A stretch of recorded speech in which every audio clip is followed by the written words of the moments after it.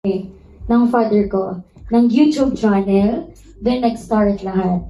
The Goal and J. Chris Vlogs sa YouTube. And then, meron din po kaming TikTok account, which is J. Chris Pastrana, and Facebook also. The Goal and J. Chris din sa Facebook. Doon nyo mapapanood yung mga kakulitan namin and si Papa.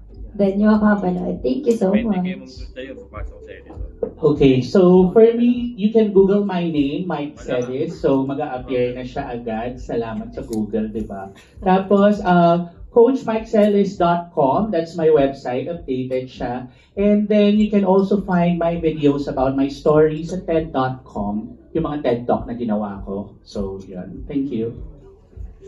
Sa akin medyo pasensya. I find it very awkward kasi sanay ako na nagkukwento ng kwento ng iba. But I'm using this platform, yung aking Instagram account, that's Steve F. Daisan, and also on LinkedIn and on Facebook, and that's where you can find me, Steve F. Daisan. Sometimes with 3 E's, minimum.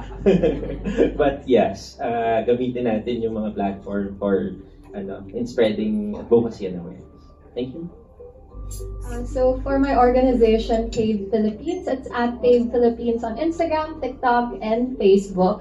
But if you guys want to delve deeper into my story and my advocacy, there's a YouTube video entitled Phoebe Fructuoso, Why I Survived by Christine Babao. That video actually generates funds for my organization that goes to counseling for the survivors, legal and mental health. So far, it's reached 100,000 plus pesos because Mamu's donating all of the proceeds of that vlog to our org. So if you guys can add that link, you're writing anything, every view, it's a 1 hour long video, gives us some funds for the survivors. So that's all. Thank you. Ayun, meron po akong pwede po ako sundan sa aking social media account sa Facebook na Marlon Tourette Vlog.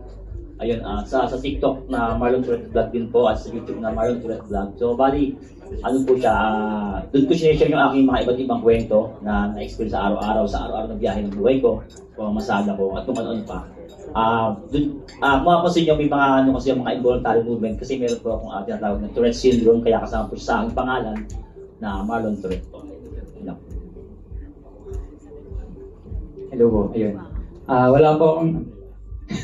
meron po akong YouTube channel pero siguro sisimulan siya ulit. If the Dreamer po.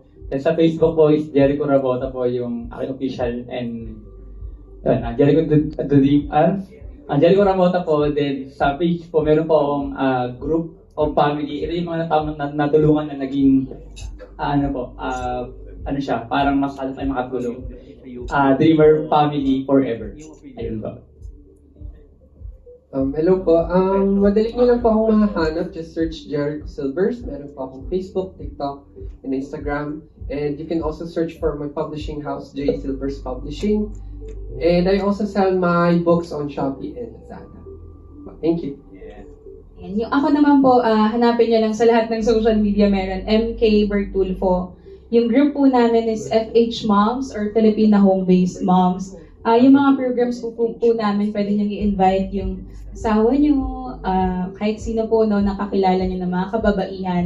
Meron po kaming digital skills training about online job tsaka business. Meron po kaming scholarship, apprenticeship, at upcoming na job fair. Sana rin po ma-invite namin kayo doon to help us spread na merong upcoming na job fair kami. This time naman we wanted to help yung mga youth naman po natin na magkaroon din ng trabaho online. For me naman po, my Instagram and Facebook is April Pereras. If you know anyone who are currently struggling or may nakakapa, walang makausap about breast health or even breast cancer and they just need someone to talk to know that you're not alone, you go to my Instagram, all my journey is there. Nakasave po lahat sa highlights. So that's where I show everyone lahat ng mga pinagdaanan ko. If you just need someone to talk to, you can message me there. And if may kilala kayong currently going through cancer or treatment or a survivor who needs help to restore their movement, their strength, at nagkaroon ng maraming limitation because of surgeries and treatment, you can follow at Move Beyond Cancer. It's in Instagram and in Facebook. That's where I do my cancer exercise coaching services. Thank you. Okay, for Erling Grace, please follow her on Facebook. Definitely Beautiful spells DEAF, Definitely Beautiful. And then meron siyang TikTok at You Definitely Be You. Meron din siyang Instagram, Gracie Manikis. GRACEE, that Manikis. Mayroon, follow her YouTube channel, Definitely Beautiful. And also follow her Facebook account, La Grace, for her gowns and coats and rentals. Another round of applause to all our nominees, and of course, follow CIMB Bank Philippines social media accounts to learn more about Pinoy Mavericks Awards. Now, may I call on our nominees to gather in the middle for a quick photo op?